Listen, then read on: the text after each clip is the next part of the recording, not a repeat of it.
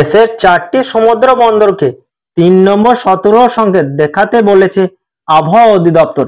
একই সঙ্গে দেশের 7 অঞ্চলের নদী বন্দরকেও সতর্ক সংকেত দেখাতে বলেছে। বুধবার আবহাওয়া অধিদপ্তর সমুদ্র বন্দর ও দেশের অভ্যন্তরীণ নদী বন্দরগুলোর জন্য দেওয়া আবহাওয়ার পূর্বাভাসে এ তথ্য জানানো হয়েছে। সমুদ্র বন্দরের সতর্ক বার্তায় আবহাওয়া অফিস জানায়, সক্রিয় মৌসুমী বায়ুর প্রভাবে উত্তর বঙ্গোপসাগরে সঞ্চালনশীল মেঘমালা তৈরি অব্যাহত রয়েছে। এর প্রভাবে উত্তর বঙ্গোপসাগর, বাংলাদেশের উপকূলীয় এলাকা ও সমুদ্র বন্দরগুলোর উপর দিয়ে দমকা বা ঝোড়ো হাওয়া বয়ে যেতে পারে।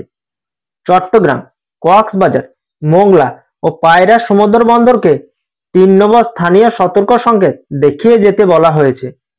এর ফলে উত্তর বঙ্গোপসাগরে অবস্থানরত মাছ ধরার নৌকা ও ট্রলারগুলোকে পরবর্তী নির্দেশ না দেওয়া পর্যন্ত উপকূলের কাছাকাছি থেকে সাবধানে চলাচল করতে বলা হয়েছে।